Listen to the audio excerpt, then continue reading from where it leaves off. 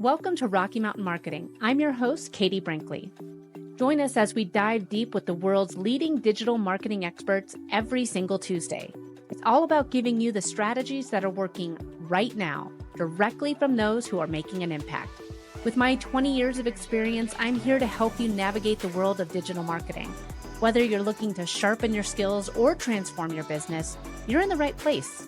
Let's get started on today's journey to success. Welcome back to this week's episode of Rocky Mountain Marketing. I always love it when I connect with other brilliant entrepreneurs that live in our great state of Colorado. And today's guest actually is coming to us from down south in Colorado Springs. And we got connected through a mutual friend. And we've had this podcast recording on the books for, I was telling her, it feels like it's been a year now. But I'm so excited that we're finally sitting down and getting this episode out to you guys, because today's episode is going to be really impactful for so many entrepreneurs that are, honestly, they're holding themselves back. Yes, my friends, you are holding yourself back. And today's guest is Becky Clabaugh, and she's going to talk to us about some of the different ways that we are holding ourselves back from really achieving all that we can with our business. So Becky has more than 30 years of experience. She has a unique perspective that translates to a powerful subconscious transformational breakthroughs that really normalize how we relate and take risks when it comes to the almighty dollar. Becky, thank you so much for joining me on Rocky Mountain Marketing today. Well, thank you so much for having me. I'm really excited to be here and just to share, because I think what's so great, this is my favorite thing about power partnerships and referral networks and the things, because of what you have your expertise in the marketing part. You know, when we get into our zone of genius, for my people anyway, we're heart-centered people, and marketing, not so much. It is interesting because I feel like we end up staying in a lot of the same circles. And I recently started a monthly luncheon with 9 other women, and none of us are in the same industry. So we have someone from real estate, someone from the financial world, someone from sales. And it's just great to get together and talk, because you tend, like you said, you tend to kind of start getting into the same circle, and it's hard to get out of it and really realize this is where I can grow. I know that you have your monthly speed networking event that you do online, and we can talk about that later, but I think it's so important to find people that think a little bit different than you and do things different than you. And for me, money was the hardest thing for my business when I got started. I started Next Step Social working, nights, weekends, and in between naps. And I was doing it from my couch with 2 young kids at home. And I had no idea where to price my services.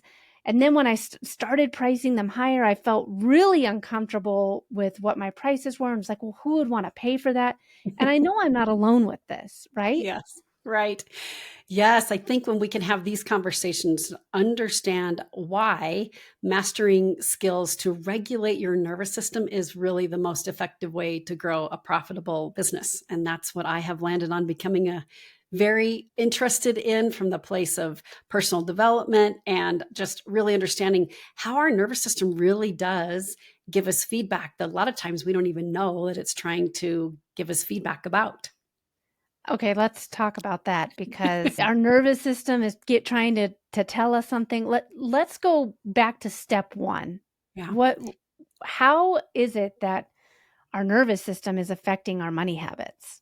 Yeah, it's such a great question. I do start with, there's 4 specific pillars I work with my clients and my students. And the first one is that early childhood paradigm. That's why I have a picture of me back there, my little 3-year-old. And it's the family paradigm that's downloaded in our nervous system as little children, as we're watching our parents talk about money, balancing their checkbook, or fighting at the kitchen table over money. That's what my experience was. And then there was this unspoken vow. We didn't talk about money because there was a bankruptcy in our family that was just, we didn't talk about it. And so my sister and I, even though the two of us were raised under the same roof with the same parents, her paradigm is a little bit different than mine because we both downloaded it in a particular way. And in addition to that, learning math facts as a small person, didn't pick it up very fast because I was interested in other shiny things, and created a story that I was really bad at numbers and I sucked at math. So that's something that I just hung on to for a really long time until I realized, oh, you can really rejig it. So that's what I like to share. Man, you were sharing that, and I couldn't help but instantly start thinking about how I have conversations with my husband about money, Mm. how, what my parents said about money as a kid. How was it different between you and your sister? You said that for you guys were having the same conversation, grew up in the Mhm. same house.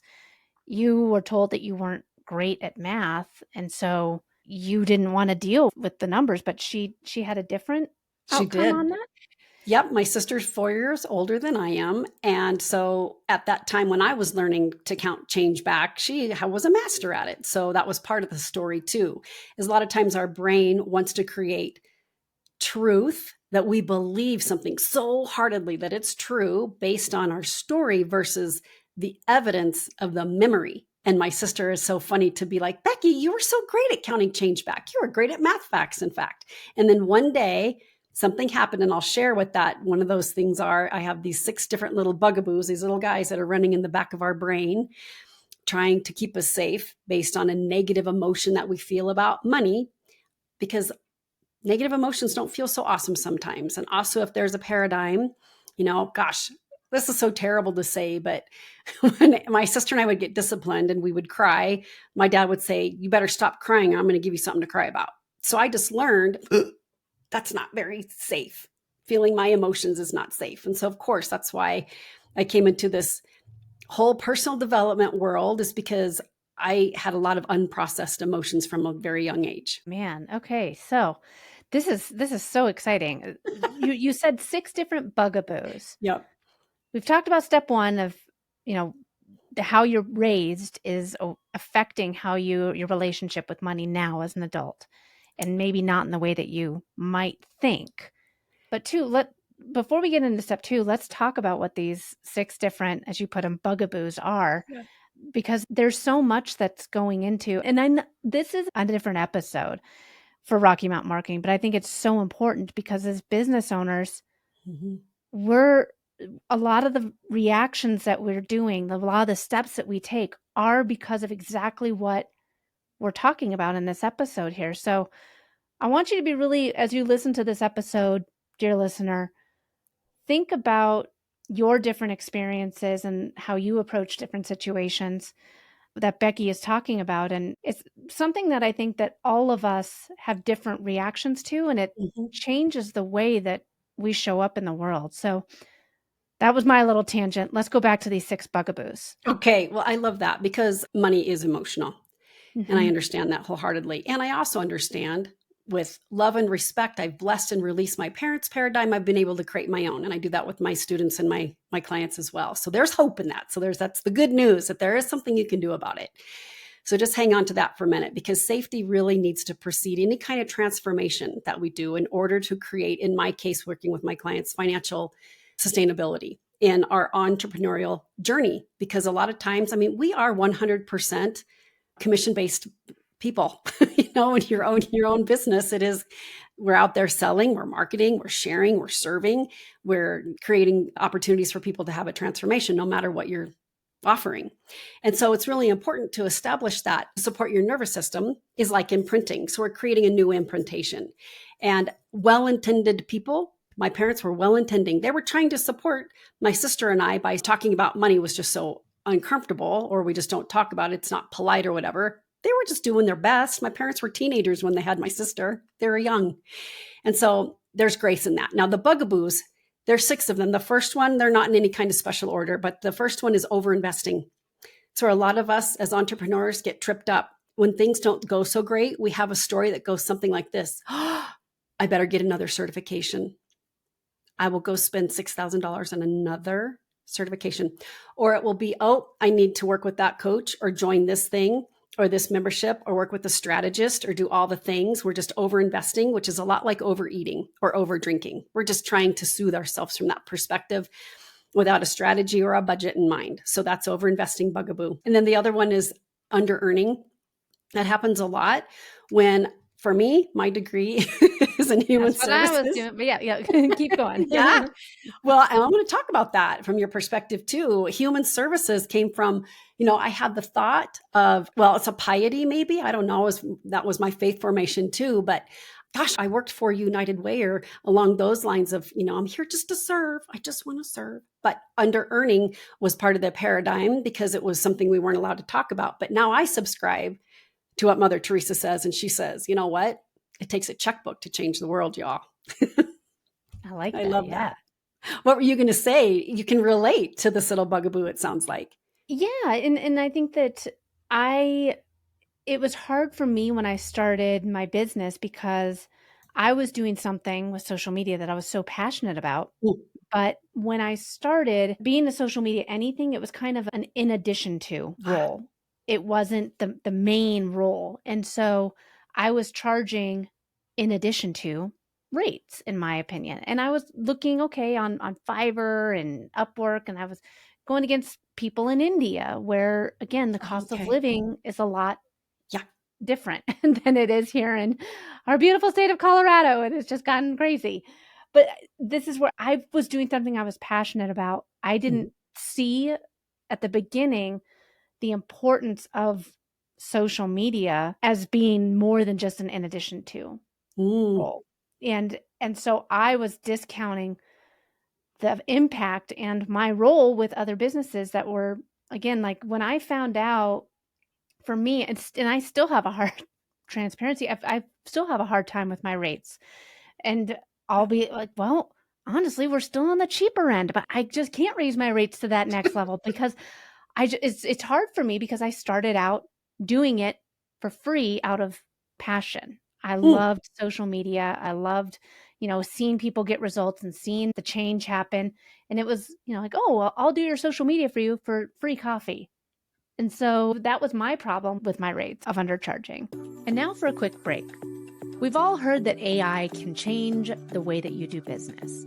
If you have a podcast, if you have a YouTube channel, are you repurposing your long form content to its full capabilities? And that's where Capsho comes in. Check out Capsho and how they can help you create more content by visiting katiebrinkley.live/Capsho today and start using Capsho and AI to work smarter, not harder. Just a note, if you use the links I provide, I may receive compensation. All right, let's get back to the show.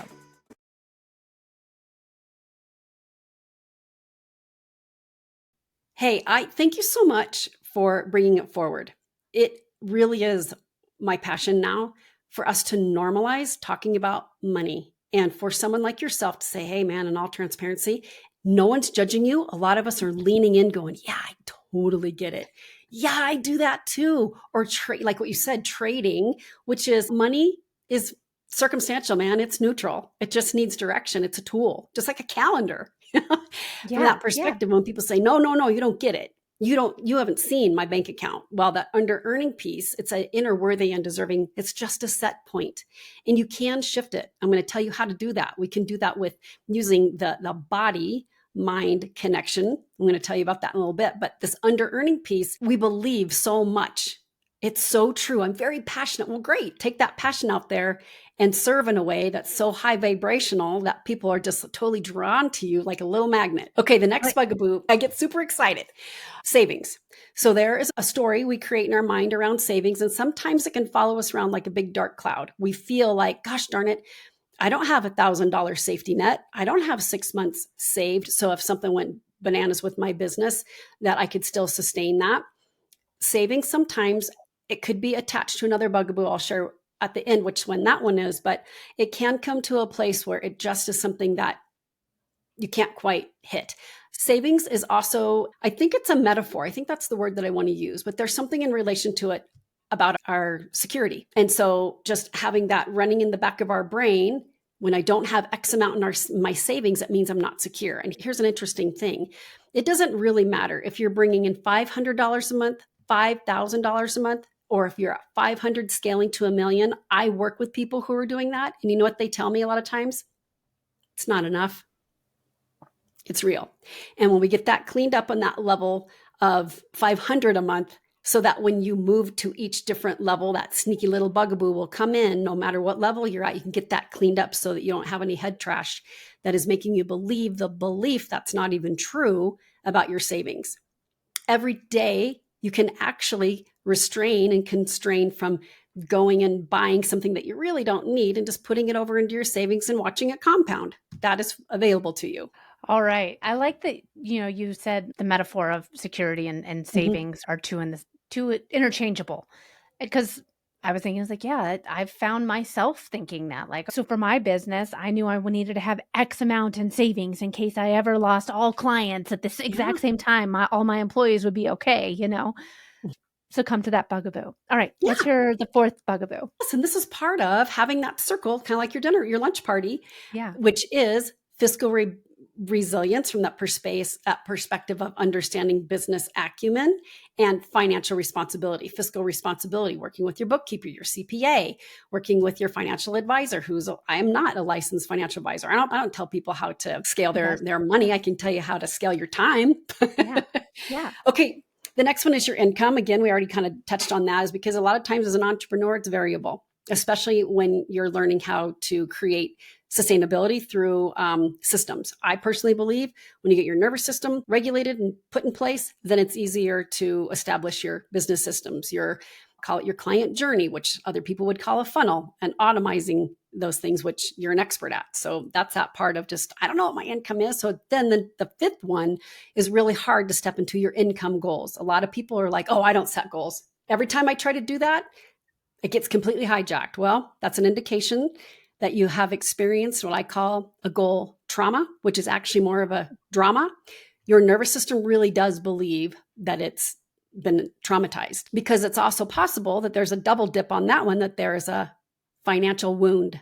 And so again, that little bugaboo is just trying to keep you safe. Well, remember, your grandpa went bankrupt, so you better not have income goals because something really bad could happen. And so that little bugaboo is super sneaky because it comes in from a place, again, like all of them are brained as these subconscious things to try to keep us safe in order to avoid a negative emotion. Well, I kind of got, I'm appreciative of my brain for doing that. Not fun to go through Yeah. trauma again, but at the same time, not really helping me level up here, brain.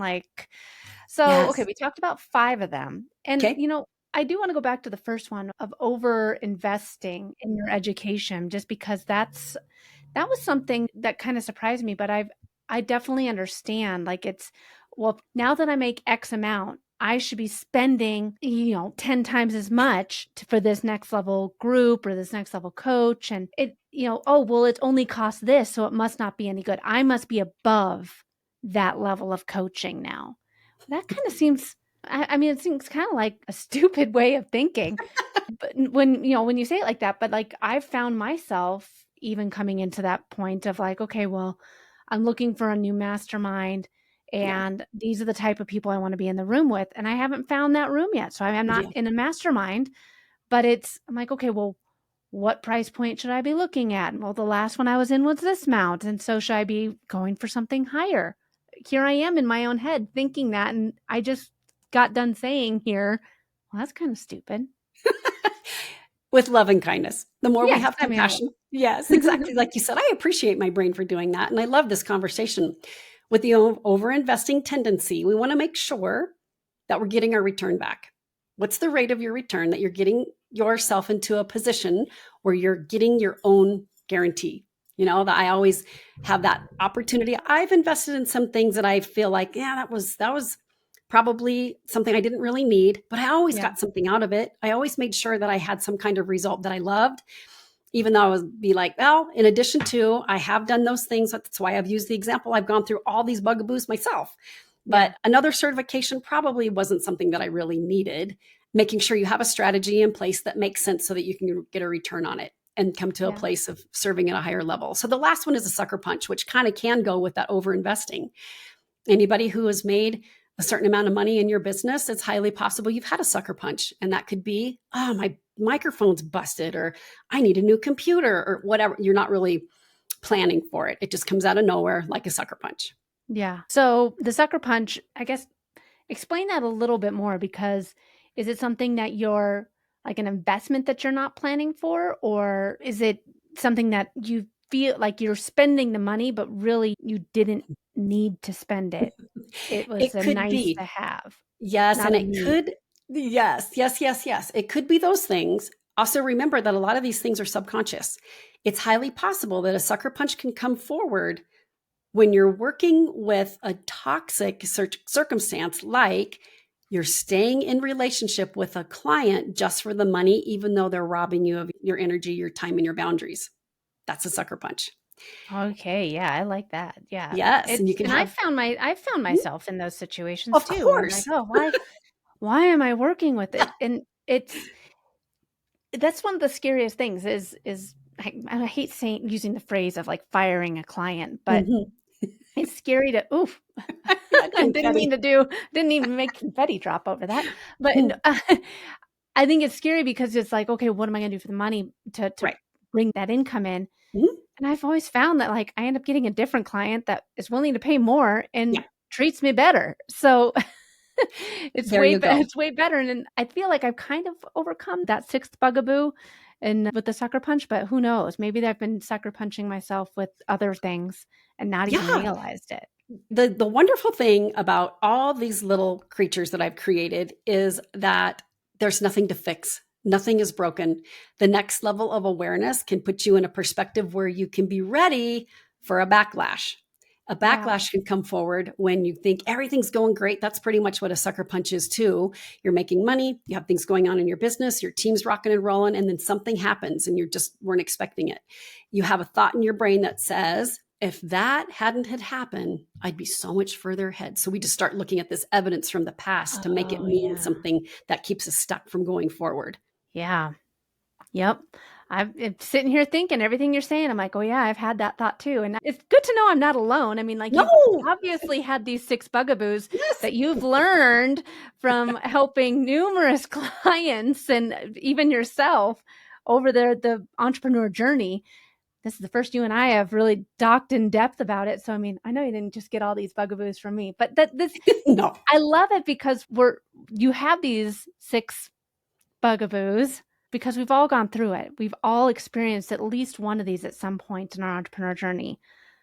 Now that we know what these are, how do we overcome them Yeah. so that we can have this relationship with money we're Mhm. not our own biggest obstacle? Oh my gosh, that's such a yes. And that's 100% what's happening. A lot of coaching comes from a perspective of your thoughts. There's that framework. It's a cognitive behavioral framework that our thoughts create our feelings, and our feelings create our actions or inaction, and they create the result that we like or we don't like. But it all starts with the belief. You want to do something really fun? Do you have a piece of paper and a pen, Katie? Oh man. Hold on. I have a pen. Here we go. I got Okay, a you piece of got it? paper and pen. All right. This is so fun. This is a somatic thing that actually I just downloaded, and it was just a really cool thing. So go ahead and write down the word believe. Believe. You got it? Okay. Yep. Okay. Now scratch off VE and circle the word that's left over and tell us what it is. Huh. Lie. Yes, ma'am. We have beliefs that are hidden little agendas that are subconscious that we believe are true.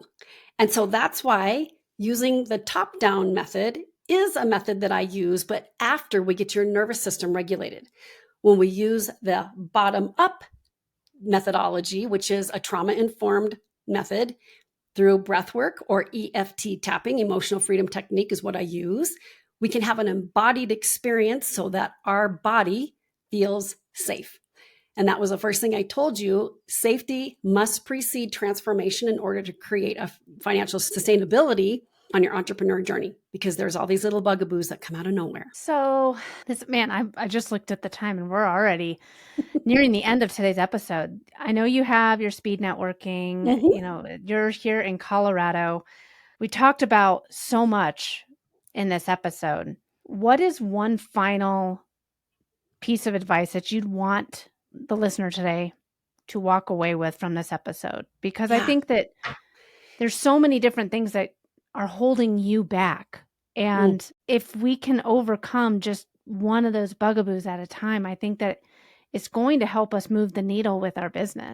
Absolutely. I know for a fact that one of the ways to really come into that place of addressing these things with love and kindness, appreciation, and empathy is to be connected to others. Just exactly the conversation that you dropped in the beginning was the ladies that you have lunch with, connection. There is a whole theory about that our vagus nerve, the longest nerve in our body, that really comes to that place, the mind-body connection. I call it the mind-body-money connection, can really help you from that place of normalizing. And then the next thing I'll leave is just 2 stabilizing tools that you can take with you today. The first one is to get grounded in your body. That starts with awareness, like we just did today. It's simply having that conversation, connecting with yourself and others, that surface beneath us, feeling our feet, feeling our body, feeling our whole entire body right now that's supported by this chair, and feeling confident in that, because that's true. That's where we can come into the lie, like, no, I'm safe. I'm right here in my chair. In fact, I'm not on the floor. The next thing is just orienting yourself from that perspective of the sense and time of space. We're always feeling like I'm running out of time. My calendar's so full. I'm just so overwhelmed. I have so much going on. Just sense the presence, be in the moment, remember why we're doing what we're doing, and come from a place of love and compassion and kindness. Serving one another in love is the best way to have that awareness and then to be supportive in a way for us to just settle. That's the first place to start. Hey, this is awesome. If people want to attend your speed networking event, they want to connect with you, learn from you, tell us the best way to do that. Okay, well, just go to my website. It's Becky Clabaugh, CLABAUGH.com. And you'll see I have the quiz at the top. You can figure out what little hidden agenda you have messing with your money and probably your business. You can figure out what your bugaboo is, and then come to the networking event. It's free. It's the second Wednesday of every month at 11 Mountain. And I've been growing it organically. I've 60 people register, 45, 50. It depends on how many people come, but it's free, but it's consistent. And people are really getting, that's the connection, as people are normalizing. Yeah, I got a money bugaboo. And then we dip into speed networking, and it's really, really fun. I love it. And it is so important to find your community, but Yeah. that's just beyond your immediate circle. And it makes a world of difference. Becky, this has been an amazing conversation. Thank you so much for joining me on Rocky Mountain Marketing today. Thanks for having me, Katie. Thanks so much for listening to this week's episode of Rocky Mountain Marketing. I hope you're leaving with valuable insights and the inspiration to lead your market. If you've enjoyed our time together and found today's podcast episode useful, I have a small favor to ask of you. Please hit that subscribe button to stay updated with the latest episodes. And if you know someone who could benefit from these episodes, maybe a fellow business leader or an aspiring entrepreneur, go ahead and share this episode with them. Let's spread the knowledge and grow together.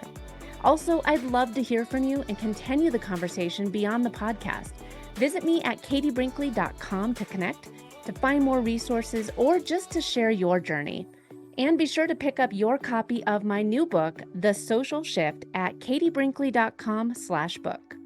Thanks again for tuning in. I'm Katie Brinkley, and I can't wait to dive into more strategies and stories with you on the next episode of Rocky Mountain Marketing.